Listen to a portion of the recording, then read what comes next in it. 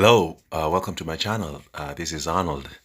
So today we're going to look at Jeff Bezos' empire. So we're going to divide this video in part one and part two. So this is part one. So just a little bit background information. Jeff saw an opportunity that had been created by the introduction of the internet, and he visualized the outcome. He lived it, and it became a reality for him. His story is a perfect example of the fact that no one else can see your vision clearly than yourself. So, to dive deeper into it, where has Jeff come from? So, upon graduation, he worked for a secretive hedge fund company known as D.E. Shaw and Company. The company revolutionized Wall Street by introducing data. Jeff would come to learn that if you have data, ultimately you win. So at the company, Jeff's main task was investigating or working on unraveling what the internet was all about. The untapped potential of the internet implanted a vision in Jeff that he then embarked on pursuing. His first pick was to sell books online. The infrastructure to do so was non-existent at the time. So what Jeff did basically is that he built the infrastructure for selling books online. So at that time, as we all know, internet was really new, and Jeff was one amongst some of the first people to build the infrastructure for e-commerce on the internet for e-commerce. So later on, across the board, we see him doing that for almost everything that he has touched since. So Jeff and his wife quit their jobs and moved to Seattle to start a company that sells books online. He would later on name that company Amazon, something gigantic. From inception, Jeff visualized that one day Amazon will become very big. So from inception of Amazon bookstore, Jeff's dream was that one day one would not only buy books from Amazon, but buy everything.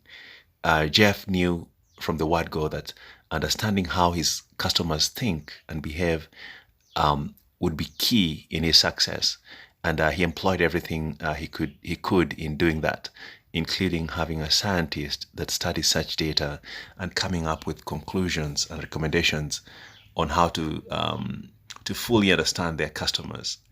He spent years losing money trying to beat his competitors. He convinced his investors to come along with it, to come on board that concept. He told them once that it's all about the long term. He once wrote on a letter to them. He told them they're going to forgo profits in order to take market share. His aim was to become the biggest in his field, become the Amazon, which the company was named after. A lot of companies were eager to sell online. Amazon allowed them onto their platform that Jeff had built. So basically, they built the platform, and they they knew the demand that existed, the demand that existed in terms of people that wanted to sell online, and that they provided these companies opportunity to sell online on the platform that they had built. So one thing that we would see Jeff do is that once they allowed these companies that wanted to sell online to use his platform to sell, Jeff actually also competed with them by selling exactly what they were selling. And with that, we know that who made the rules, because he competed with them. And basically, as we see, as time went by, Amazon made the rules, and these other companies had to stick by the rules in order to continue selling on Amazon, because as Amazon grew, then it reached a point whereby these sellers needed Amazon more than Amazon actually needed them. And Amazon made the rules, and it kept on growing, it kept on growing. And Jeff started by going after the number seven biggest competitor, and then worked his way to number one biggest competitor. So with this strategy, he really sent chills down the spine of big competitors, all the number ones and the number twos, as he brought down number seven, then number six. The number one knew that very soon it would be time for them to be brought down by Amazon. So Amazon competitors up to today are very afraid about Amazon. Uh, Players in industry that are not yet that Amazon is not yet involved in even get chills upon a rumor about Amazon coming into their industry.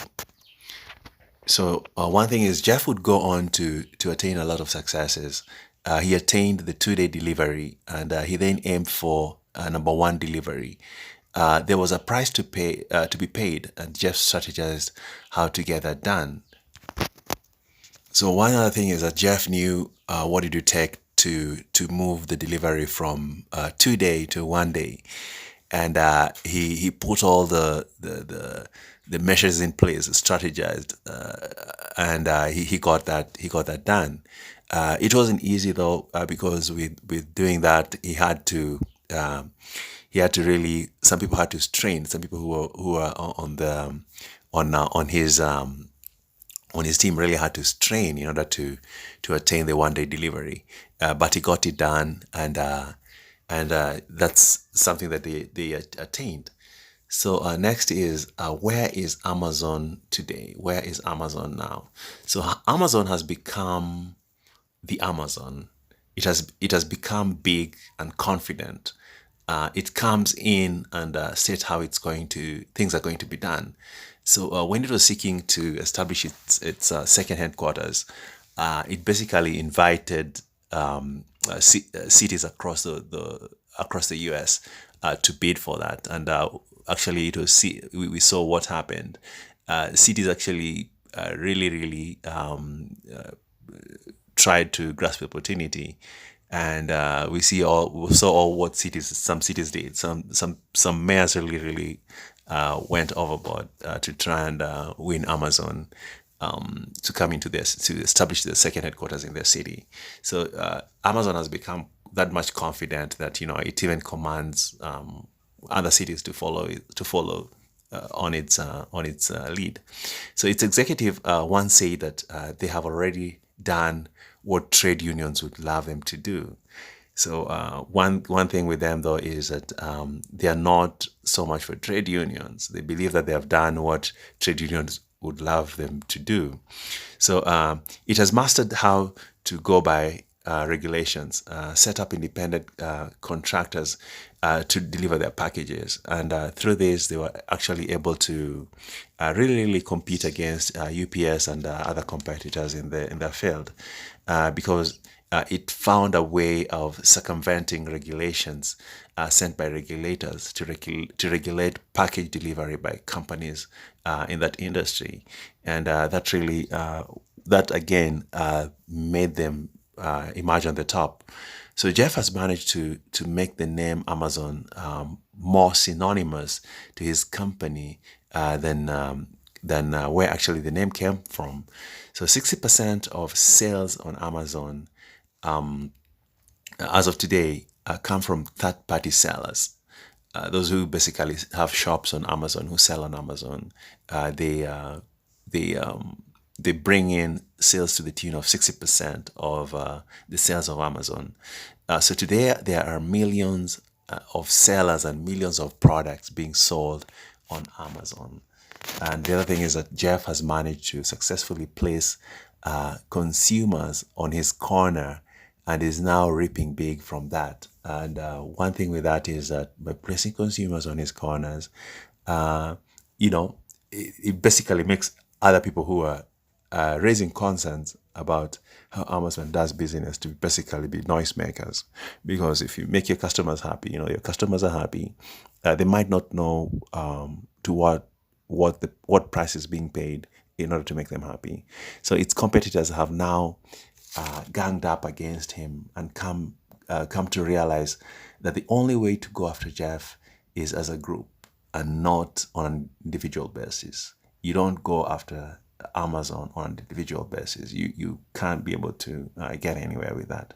So Amazon has come to be known as the online shopping gatekeeper. On Amazon, the customer belongs to Amazon and not the third-party seller selling on Amazon. So the other thing is that Amazon has access to the valuable data of those third companies who sell on Amazon. So imagine a situation whereby you have your competitor, and you are actually on your competitor's platform, and they keep all the data, they analyze all the data, all your data, and use that to compete against you. It makes it very difficult for you to compete with them.